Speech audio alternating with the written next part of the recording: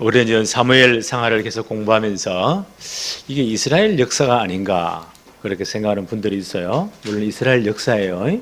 근데 왜 이게 중요한가 하니까 그 이스라엘 역사를 통해서 하나님은 하나님의 구원 역사, 하나님의 구속 사역을 진행하세요. 그 역사를 통해서 우리는 하나님의 구원 사역을 어떻게 진행하는가 이 부분을 자세히 봐야 됩니다. 어느 나라가 망하고 누가 왕이 되고 죽고 살고 그게 중요한 게 아니고 하나님의 관심은 다윗 왕가를 세워서 창세기 3장 15절의 주인공 여자의 후손 그리스도를 보내어서 하나님의 구원 사역을 이어가게 하시는 것, 거기에 하나님의 모든 관심이 있어요. 마태복음 1장 1절에 보니까 중요한 기록이 나오죠. 아브라함과 다윗의 자손 예수 그리스도의 족보는 이러하다라고 마태복음 제1장에 그리스도의 족보가 나와요. 아브라함부터. 하나님의 역사 계획은, 구원 계획은 반드시 믿음의 조상 아브라함을 통해서 또 다윗의 후손을 통해서 그 계보를 통해서 그리스도가 오셔야 돼요. 사단의 입장에 볼 때는요, 그리스도 오면 큰일 나잖아요. 자기 머리가 끼어지기 때문에 이미 창세기 3장 15절에 사단에게 선포했죠. 여자의 후손으로 오실 그가 네 머리를 상하게 할 것이다 하고 원복음을 사단에게 딱 선포합니다. 끼어질 것이다. 사단은 뭐가 제일 두려울까요? 여자의 후손 그리스도 오면 큰일 나요. 자기 머리가 끼어지기 때문에 어쨌든지 사단은 뭐 하겠어요? 여자의 후손의 계보를 끊으려고. 다윗 왕이 되면 절대 안 되거든요. 이 족보를 끊어야 돼요. 지금 이 싸움이에요. 하나님의 관심이 어디 있다고요? 다윗을 왕으로 세워서 다윗 왕국을 세우시고, 그렇죠? 그 다윗 왕국을 통해서 메시아 족보가 이어지도록. 그래서 다윗 왕국은 메시아 왕국의 예표가 됩니다. 그래서 이 다윗 왕국은 절대 사람의 방법으로 세워지면 안 돼요. 하나님의 방법으로 세워져야 돼요. 그 다윗 왕국의 중요한 일꾼들도 하나님이 진짜 원하시는 하나님께 합당한 일꾼들이 세워져야 돼요. 오늘 제목이 뭐죠? 다윗 왕국에 합당하지 못한 일꾼. 하나님 이런 자들을 안 쓰십니다. 예를 들면 사울 왕국이 40년 만에 끝이 나죠. 하나님이 원하는 사람이 아닌 백성들이 억지로 그들의 욕심으로 세웠잖아요. 하나님이 세워줘 봐라 어떻게 되는가. 그 정권이 한 40년 갔어요. 이 사울이라는 양반이 한 몇 년 동안은 잘하는 척 했어요. 그 다음 나머지 인생을 어떻게 해요? 하나님 약 올리는 짓만 했어요. 그러다가 사무엘상 31장에 블레셋과의 전투에서 비참하게 죽잖아요. 아들 다 죽이고 자기도 죽고 자살해버리고. 그 아들 가운데 하나 좀 모자라는 아들이 하나 있어요. 그 모자라니까 그 전투에 안 나가겠죠. 이스보셋이라고 그 아들이 하나 있는데, 그 사울의 군대 장관 가운데 아브넬이라는 아브넬, 아주 굉장히 똑똑한 분이 있어요. 이 양반이 사울 왕이 죽고 나면 어떻게 합니까? 그 아들을 데리고 요단 건너가서 거기서 나머지 10지파를 모아가지고 왕국을 세우는 거예요. 다윗은 어떻게 해요? 헤브론에 가서 유다 지파의 왕이 되죠. 하나님의 관심은 다윗 왕국에 있어요. 그러니까 이 두 왕국 사이는 늘 분쟁이 될 수밖에 없죠. 그런데 이 이스보셋이 왕이 된 것이 한 2년 동안 폼 잡다가 이스보셋이 암살을 당합니다. 다 끝나버려요. 그 이스보셋을 의형왕으로 세워가지고 정권을 잡고 자기가 마음대로 주물러 하던 아브넬도 암살을 당하고, 그 사울 왕가가 완처참하게 끝이 나는 거예요. 하나님의 계획이 아니면 결국 무너지게 됩니다. 사람이 아무리 똑똑한 사람이 아무리 전략을 잘 세우고 별의별 것을 다 세운다고 할지라도 하나님이 세우지 않으면 다 무너지는 거예요. 그렇죠?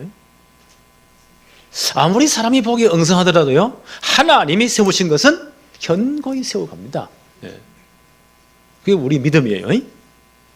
오늘 첫 번째 한번 봅시다. 사울 왕가의 몰락. 사무엘하 4장 1절. 사울의 아들 이스보셋은 아브넬이 헤브론에서 죽었다함을 듣고 자기를 지지하는 최고의 장군이죠. 예. 죽었다함을 듣고 손에 맥이 풀렸고 온 이스라엘이 놀랐더라. 사람이 세운 나라는 이래요. 예. 여기 집권 2년차 이런 일이 벌어집니다. 2절에 사울의 아들 이스보셋에게 군 지휘관 두 사람이 있으니 한 사람의 이름은 뭐라고요? 바하나요. 한 사람의 이름은 뭐라고요? 레갑이라. 이 사람들이 어떤 사람이에요? 베냐민 족속 브에롯 사람 림몬의 아들들이더라. 브에롯도 베냐민 지파에 속하였다. 그 아브넬을 죽고 난 다음 이스보셋을 바치는 두 장군이 있었죠. 예, 이 사람들이 베냐민 족속 브에롯 사람인데 이름이 바하나와 레갑이다. 형제간이에요. 예, 이런 사람들이 이제 이스보셋을 받들고 있습니다. 예. 그런데 이 브에롯 사람들이다. 좀 알아봐야 되겠죠. 어떤 이 사람의 족보가 어떠한가, 양력이 어떠한가. 예. 성경을 이렇게 밝힐 때는 분명히 이유가 있거든요. 예. 우리는 여호수아서를 공부하면서 여호수아 9장에 보니까 이제 여호수아가 가나안을 침군해서 다 정복을 해야 돼요. 성경의 많은 인물 가운데 한 번도 전쟁에 패본 적이 없는 인물이 있어요. 그 양반이 여호수아예요. 여호수아. 그래서 서양 사람들은 여호수아라는 이름을 짓기를 굉장히 좋아해요. 자슈아. 예. 이름 짓기를 굉장히 좋아해요. 예. 근데 여호수아가 이제 그 가나안 전체를 정복에 들어갈 때 그 가나안 족속 가운데 아주 눈치가 빠른 기브온 사람들, 그 주위의 몇몇 족속들이 가만히 생각해 보니까 우린 다 맞아 죽겠거든. 큰일 났다. 똑똑한 사람이 몇 사람 모였어요. 그러면 우리가 안 죽으려면 저 강한 여호수아 군대와 화친 조약을, 평화 조약을 맺어야 된다. 이래가지고 그 족속 가운데 하여튼 말을 잘하는, 우리 외교관 출신들이 전부 다 말을 잘하고 잘생겼잖아요. 잘생기고 말을 잘하는 몇 사람 뽑아가지고 그들에게 이제 수십 리를 며칠 몇 달을 걸어와 가지고 온 것처럼 가정하기 위해서 남루한 옷을, 다 떨어진 옷을 입히고 신발도 다 헤어진 것, 또 가면서 먹어야 되니까 떡을 했는데요. 이제 몇 달이 지나가면 배싹 말라 곰팡이 피겠죠. 그런 거 가지고 그 사람도 또 물부대를 가지고 다니거든요. 다 나가 빠진 것, 몇 달 동안 가지고 다니다가 나가 빠진 것, 이런 걸 가지고 이제 가정을 해가지고 여호수아 군대에 나간 거예요. 하는 말이 우리는 먼 나라에서 왔습니다. 이스라엘 백성들의 이 소식을 듣고 지금 40년 광야를 통과했잖아요. 지나오면서 모든 이스라엘 족속을 방해하는 모든 족속을 박살냈잖아요. 여리고가 완전히 박살났잖아요. 그렇죠? 그 모든 것을 박살내고 온 그 민족이 들어온다는 소식을 듣고 하나님의 백성들이 온다는 소식을 듣고 가나안 땅은 이미 그들에게 주신 땅이라는 것을 알고 있습니다. 그래서 우리 족속이 당신들과 평화 조약을 맺으러 왔습니다. 라고 아주 겸손하게 그렇게 가정에서 이야기를 하는 거예요. 그때 여호수아와 장로들이 알아보지도 않고 그러면 좋다고 평화 조약을 맺자고 그 조약을 맺었어요. 절대 상호 이제 침범하면 안 돼요. 동맹국이 됐단 말이에요. 네. 근데 사흘쯤 지나 보니까요, 이 양반들이 바로 옆에 있는 족속들이라. 이미 하나님 앞에 서약을 했잖아요. 그건 지켜야 돼요. 여호수아 9장 16절 17절에 보니까 그들과 조약을 맺은 후 사흘이 지나서야 그들이 이웃에서 자기들 중에 거주하는 자들이라 함을 들으니라. 이스라엘 자손이 행군하여 셋째 날에 그들의 여러 성읍들에 이르렀더니 그들의 성읍들은 기브온, 급이라, 브에롯 나오죠? 브에롯과 길랏 이아림이라. 무리에게 이르되 그들을 살리라 하니 족장들이 그들에게 이런 대로 그들은 온 회중을 위하여 나무를 패며 물을 깃는 자가 되었더라. 이스라엘 속에 종이 되었다는 말이에요. 그래서 이스라엘 족속에 흡수되어 버려요. 나중에 이제 여호수아가 전체 가나안 정복을 다 하죠. 하고 12지파의 땅을 다 분배하잖아요. 근데 이 브에롯 족속, 기브온 족속들이 베냐민 지파의 땅에 속한 사람들이에요. 그래서 베냐민 지파의 예속이 되어버려요. 거기에 편입되어버려요. 예. 정통 이스라엘은 아니죠. 편입된 사람이에요. 우리말로 하면 격가지예요. 예. 그래서 성경은 그렇게 써놨어요. 이런 이제 것을 가지고, 배경을 가지고 다시 한번 더 볼까요? 2절에 사울의 아들 이스보셋에게 군 지휘관 두 사람이 있으니 한 사람의 이름은 바하나요, 한 사람의 이름은 네갑이라 베냐민 족속 브에롯 사람, 이해되죠? 림몬의 아들들이었다. 이런 이제 사람들이 이스보셋의 정권을 받들고 있는 거예요. 그리고 또 한 사람을 소개합니다. 4장 5절부터 한번 볼까요? 사울의 아들 요나단에게 저는 아들 하나가 있었으니 이름은 뭐라고요? 머비보셋이라. 전에 사울과 요나단이 죽은 소식이 이스라엘에서 올 때에 사무엘상 31장 사건이죠.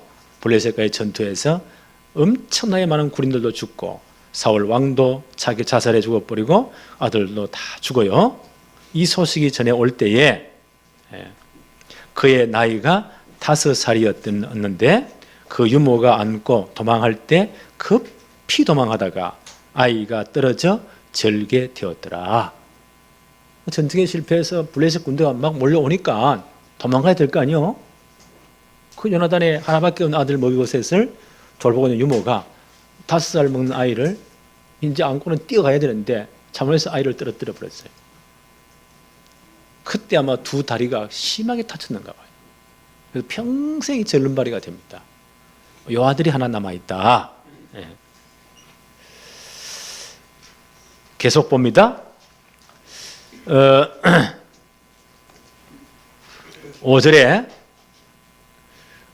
브에롯 사람 림몬의 아들 레갑과 바하나가 길을 떠나 볕이 쬐을 때쯤에 한낮이겠죠? 이스보셋의 집에 이르니 마침 그가 침상에서 낮잠을 자는지라. 레갑과 형제 어떻게 합니까? 들어가서는 이 엉터리 왕의 배를 찌릅니다. 죽이려고요. 그리고 도망갔다가 7절에 보세요. 다시 들어와 보니까 그들이 집에 들어가니 이스보셋이 침상에서 침상 위에 누워 있는지라. 그를 쳐 죽이고 목을 베어서 그의 머리를 가지고 밤새도록 아라바 길로 가서 어디에 옵니까? 8절에 헤브론, 다윗이 있는 헤브론에 와요. 헤브론에 이르러 다윗 왕에게 이스보셋의 머리를 드리며 아뢰되 왕의 생명을 해하려 하던 원수 사울의 아들 이스보셋의 머리가 여기 있나이다. 여호와께서 오늘 우리 주 대신 왕의 원수를 사울과 그 자손에게 갚으셨나이다. 이렇게 해서요, 이 머리를 들고 오는 거예요. 참 비참하게 이 나라가 끝나지요. 예.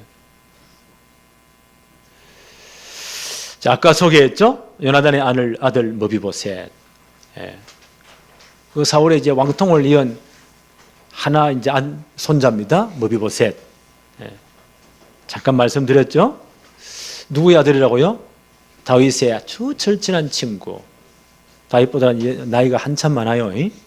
요나단의 하나밖에 없는 아들이에요. 요나단이 어떤 분이에요?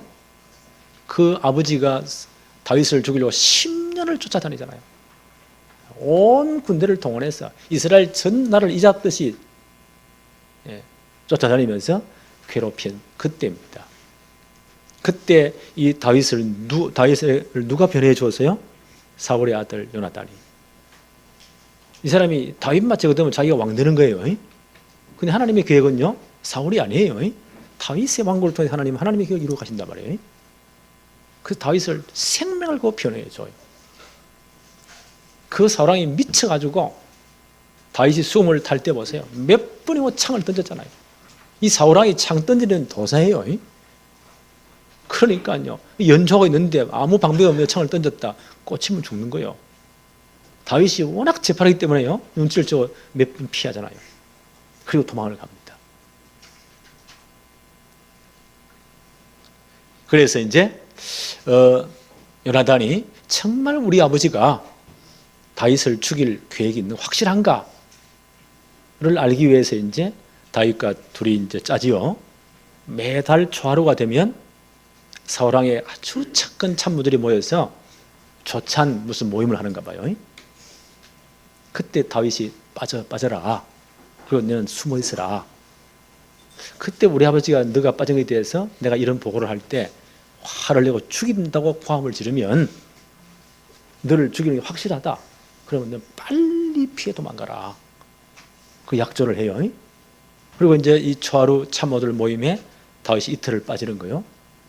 사울왕이 묻습니다. 요나단에게. 이놈이 왜 빠졌냐? 요나단이 아마 그 가문에 특별한 하나님께 예배드리는 행사가 있어가지고 급하게 갔습니다. 그래서 나에게 보고가 왔습니다. 그때 사울이 불같이 화를 내는 거예요. 이 폐영무도한 계집의 자식아. 그 말은요, 그 어머니를 찾아봐가지고 이 장래의 자식 같은 놈아, 그런 뜻이에요. 그놈 입에 못 담을 욕이에요. 자기 자식이 한 말이에요. 이 망할 놈아. 다윗이 살아있는 한 네가 왕이 절대 못 된다. 그놈이 죽어야만이 네가 내 왕권을 이어받지 않느냐. 네가 지금 망할 짓을 하는구나. 이래가지고 이 양반이 완전 미쳐가지고 또 뚜껑이 열려가지고요, 돌아버린 거예요. 이래가지고 막 요나단을 향해서 창을 막 던지는 겁니다. 죽으라고. 그때 요나단이 우리 아버지가 완전 맛이 갔구나. 다윗이 만약에 오면 당장 죽겠구나. 그 다윗을 몰래 찾아가지고 빨리 도망가 피하라 하고 해서 언약을 맺어요. 네가 왕이 될 때에 내 자식들을, 내 가문을 정말 돌봐달라. 너는 하나님의 계획 속에 너는 반드시 왕이 되어야 된다. 그리고 우리 가문은 무너져야 된다. 이게 하나님의 계획이다. 그때 나와 내 후손을 보살펴 달라 라고 부탁을 해요. 그 약속을 해요. 머비보셋이 있고 요나단의 하나밖에 없는 아들이에요. 다윗이 이제 곧 통일왕국의 왕이 되죠. 그리고 이제 전체 예루살렘으로 전도를 해요. 나라가 강건하게 돼요. 그때 머비보셋을 어떻게 대우합니까? 사무엘 하 9장 7절에 보니까 다윗이 그에게 이르되 머비보셋입니다. 무서워하지 말아라. 내가 반드시 내 아버지 요나단으로 말미암아 너에게 은총을 베풀리라. 내가 내 할아버지 사울의 모든 밭을 다 너에게 주겠고 또 너는 항상 내 상에서 떡을 먹을지니라. 사울왕의 그 할아버지, 이 머비보셋의 할아버지가 사울왕이잖아요. 그 재산들이 땅이 얼마나 많겠어요. 정권이 무너지면 새로운 왕이 다 차지하겠죠. 그걸 다 너에게 다 주겠다는 거예요. 그리고 너는 내 상에서 항상 먹어라. 왕자들만 왕과 함께 고대산에 식사할 수 있어요. 왕자와 똑같은 대우를 해줍니다. 사무엘하 9장 13절에 보니까요, 머비보셋이 항상 왕의 상에서 먹음으로 왕자들만 이 특권을 누려요. 보세요. 이 요나단의 아들 머비보셋이 보세요. 비록 절름발이고 형편없지만 모든 재산 다 회복해주고, 그 사울왕의 재산이 엄청나겠죠. 그 땅들이 엄청나겠죠. 다 회복해주고, 그리고는요 왕자와 똑같은 대우를 해줍니다. 왕의 상에서 먹음으로 예루살렘의 산이라 그는 두 발을 들었더라. 평생 왕자가 되는 대우를 받습니다. 참 아버지 잘 받는 것도 복이죠. 시편 37편 25절 26절에 이런 말씀이 있어요. 내가 어려서부터 늙기까지 의인이 버림을 당하거나 그의 자손이 글식함을 보지 못하였도다. 그는 종일토록 은혜를 베풀고 구워주니 그의 자손이 복을 받는도다. 그렇죠. 의인의 자식이 버림받은 적이 없어요. 다윗이 누굽니까? 메시아 계보를 이어가야 될, 하나님의 구속사역을 이어가야 될 중요한 인물이에요. 요나단이 이걸 딱 본 겁니다. 그 요나단이 다윗을 도운 것은요, 그리스도를, 하나님의 구원사역을 도운 거예요. 복음을 위해 헌신한 거예요. 자기 생명을 감수하고. 다윗이 그걸 너무너무 잘 알고 있는 거예요. 그렇죠? 그 사울의 왕가가 완전히 몰락됩니다. 근데 머비보셋을 보세요. 다윗이 전 통일왕의 왕이 되고 난 다음, 예루살렘 천도가 난 다음 그 아들을 불렀어. 그렇죠? 모든 재산 다 회복해 주고, 왕자와 똑같은 대우를 받게 합니다. 복음을 위한 헌신이 이런 축복이에요. 나는 그래서 우리 교회 모든 가정 가문들이 이 축복을 누리기를 바랍니다. 아니 우리 아버지는 안 믿고 막 핍박만 했는데요. 그럼 내가 이제는 요 시작이 되는 거예요. 평생 우리 아버지는 돌아가실 직전에 몇 년 전에 예수 믿고 회개하고 돌아가셨는데 그전에는 얼마나 핍박했는지. 내가 왜 목사가 된 줄 아세요?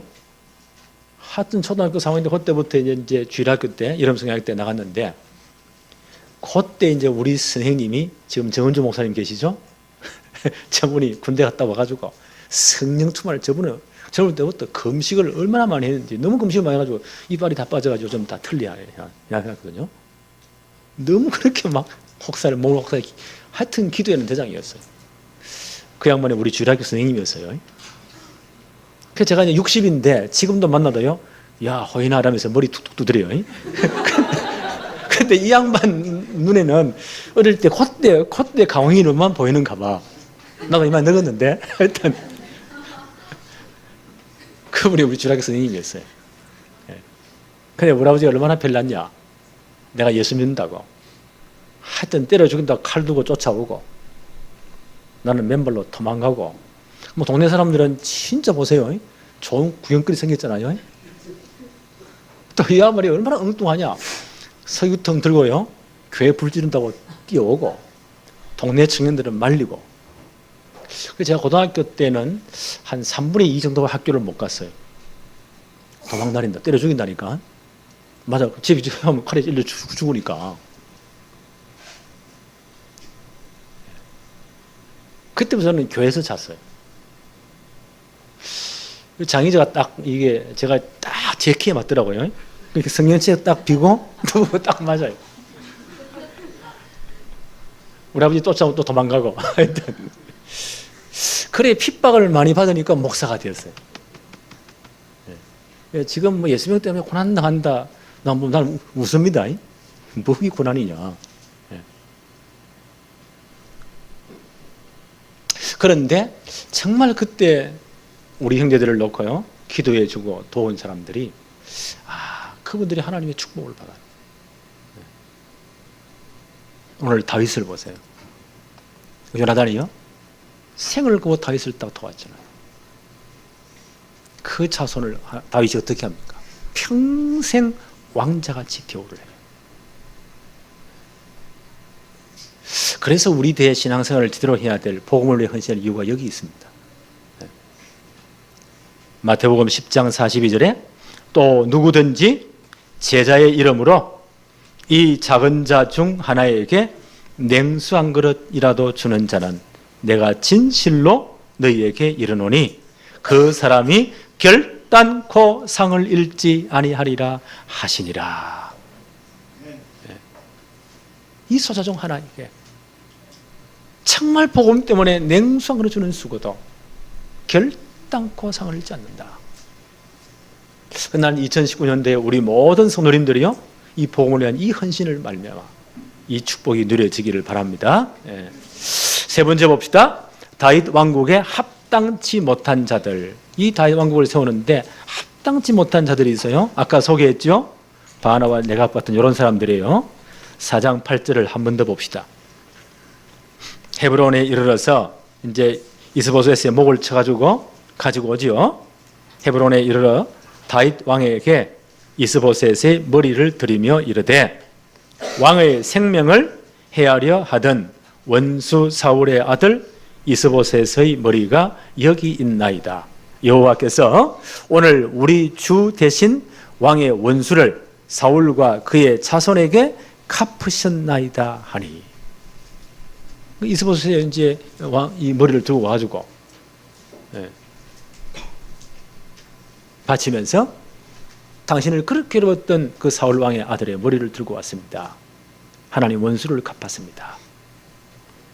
라고 이렇게 말을 하는 거예요. 그런데 이 사람들의 행동은요, 다윗과 다윗 왕국을 잘못 이해하고 있습니다. 세상 나라와 똑같은 줄로. 다윗 왕국 어떤 왕국이죠? 메시아 왕국을 예표해요. 그래서 다윗의 나라는 하나님의 방법대로 하나님이 원하시는 일꾼들로 세워져야 돼요. 절대 인간적인 방법으로, 이런 반역으로 피 흘림을 통해 세워지면 안 돼요. 이 사람들은요, 자기들이 그때 이 집에서 목을 끊어와가지고 하는 말이 하나님 원수를 갚았다는 거예요. 자기들이 그래놓고요, 피 흘려놓고는. 이건 절대 정당화되지 못해요. 반역을 하나님의 뜻인 양 빙자하잖아요. 이건 하나님의 이름을 망령되이 일컫는 거예요. 이런 사람들의 영적 상태가 우리는 늘 말씀하지 않습니까? 창세기 3장, 6장, 11장 그 영적 상태. 내가 주인 되어서, 그렇죠? 하나님 계획 전혀 관계없이 내가 하겠다는 거예요. 이런 영적 상태입니다. 9절 한번 볼까요? 다윗이 뭐라고 말합니까? 다윗이 브에롯 사람 림몬의 아들 레갑과 그의 형제 바안에게 대답하여 그들에게 이르되 내 생명을 여러 환난 가운데 건지신 여호와께서 살아 계심을 두고 맹세하노니. 다윗은 뭐라고 고백합니까? 내가 지금까지 살아있는 것은 하나님이 나를 보호하셨기 때문이다. 하나님이, 사람의 방법이 아니었다. 하나님이 지켜주셨다. 10절에 전에 사람이 내게 알리기를 보라 사울이 죽었다 하여 그가 좋은 소식을 전하는 줄로 생각하여서도 내가 그를 잡아 시글락에서 죽여 그것을 그 소식 전한 가품을 삼았거든. 어떤 사건입니까? 사울왕의 왕관을 들고 왔다. 그것도 암몬 사람이. 그렇죠? 왕관을 들고 왔어요. 아말렉 사람이 청년이. 그래서 사울왕이 다윗이 주면서요, 이 왕관을 받으시고 왕이 되십시오. 그럼 누가 왕을 세워준 거예요? 아말렉 족속이 세워준 거예요. 그 하나님의 방법이 아니에요. 이 청년은 좋아가지고요 들고 왔는데 거짓말한 거잖아요. 다윗이 그 청년을 쳐 죽여버립니다. 하나님의 방법이 아니기 때문에. 그와 똑같은 두 번째 시험이에요. 11절 한번 볼까요? 하물며 악인이 의인을 그 집의 침상 위에서 죽인 것이겠느냐. 그런즉 내가 악인의 피 흘린 죄를 너희에게 갚아서 너희를 이 땅에서 없이 하지 아니하겠느냐 하고. 12절 봅시다. 청년들에게 명령하여 하매 곧 그들을 죽이고 수족을 베어 헤브론 못가에 매달고 이스보셋의 머리를 가져다가 헤브론에서 아브넬의 무덤에 매장하였더라. 이 사람은 어떤 사람들입니까? 자기들은 진짜 잘한다고 폼을 잡았어요. 그렇잖아요. 이스보셋을 암살하고 그 목을 베어 들고 왔으니까 최고 칭찬을 받을 줄 알고. 이게 하나님의 방법이 아니에요. 이런 사람들에 의해서 다윗 왕이 세워지면 큰일 나요. 피복으로 세워지면 안 돼요. 하나님의 방법대로 하나님이 원하시는 일꾼들로 세워져야 돼요. 다윗이 이 사람들을 싹 다 제거해버립니다.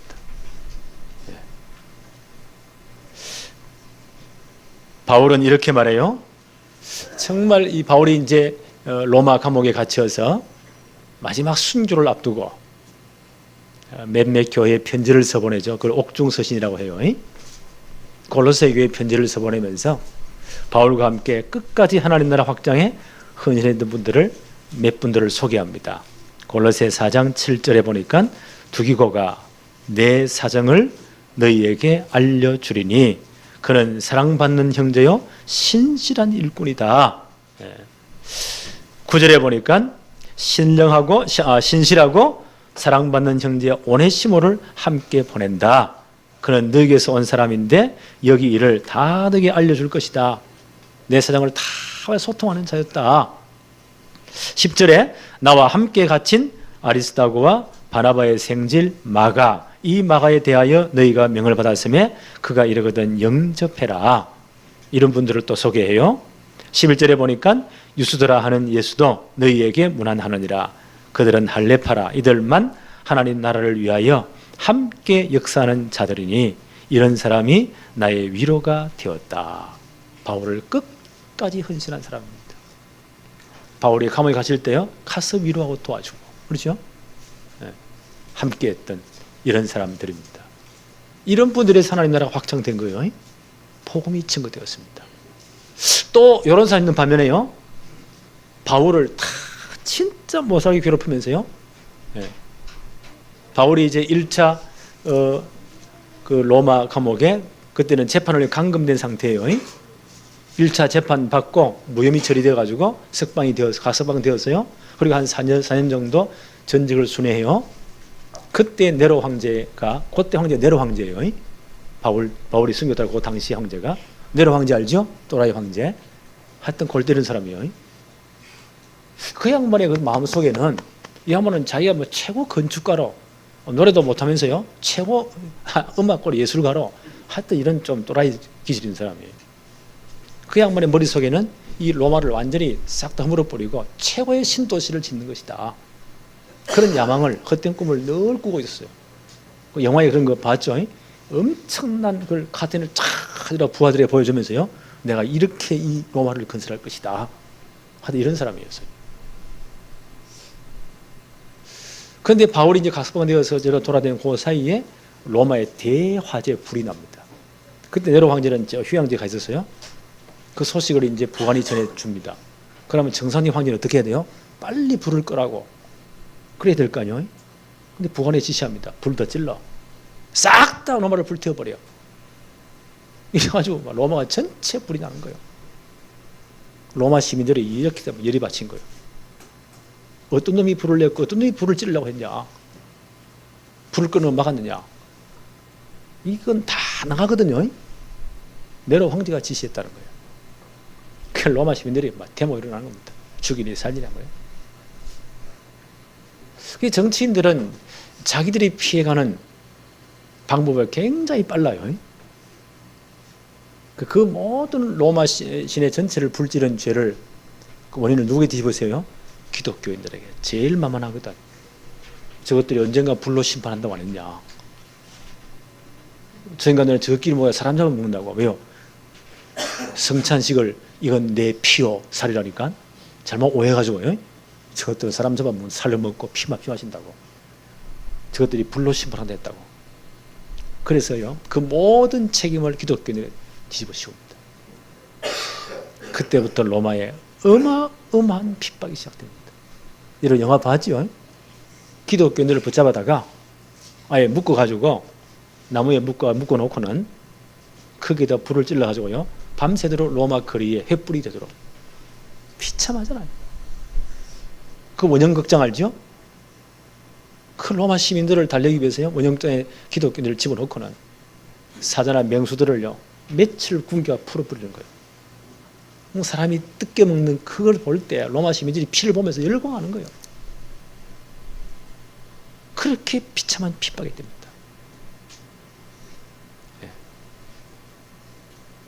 이때 로마에도, 이때 이제 베드로 사도도 로마에 와 있었거든요. 오늘 마가 요한 나왔죠? 요한만이 베드로 사도는 이 헬라말을 못하기 때문에 마가 요한이라는 분이 통역을 했어요. 그 로마에 있는 기독교인들이 베드로 사도가 죽으면 안 되니까 빨리 사도는 피신가라고. 그래 이 노인네가요, 그 순교하면 되는데 벌써 걸어 나오다가, 로마시를 걸어 나오다가 주님의 음성을 듣습니다. 그 유명한 말이 코바디스 도미네, 주님 어디로 가십니까? 그때 주님 뭐라고 말씀하세요? 네가 버리고 간 십자가를 내가 대신 지기 위해 간다. 그때 베드로가 회개하고 와서는 잡혀서 뭐요? 거꾸로 십자가에 못 박혀 죽었다고 해요. 그런 상황이에요.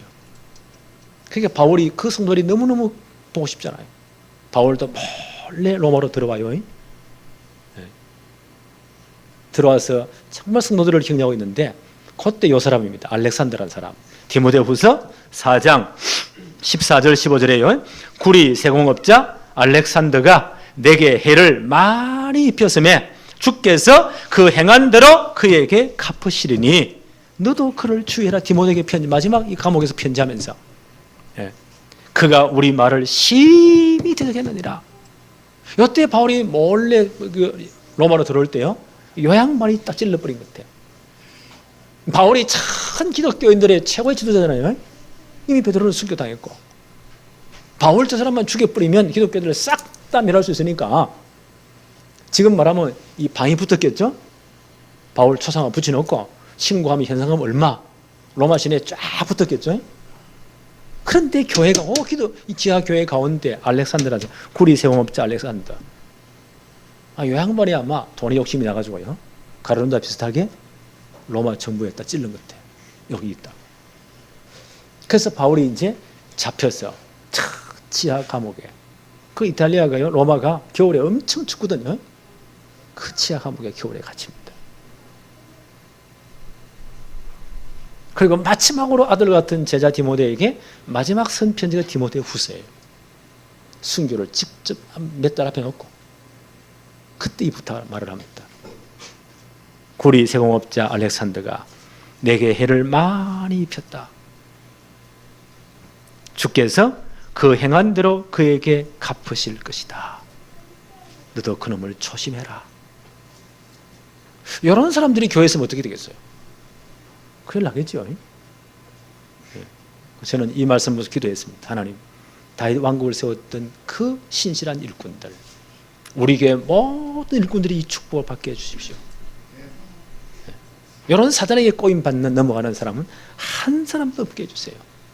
그래서 우리 교회 모든 성도들이 렘넌트 성공시대의 최고의 배경 되도록 하나님이 역사하여 주옵시며, 올 한 해 그들의 모든 생업사업이 하나님이 지켜 주옵시고 역사해 주옵소서. 우리 모든 성도들의 가정은 복음의 명문 가문 되게 하옵소서.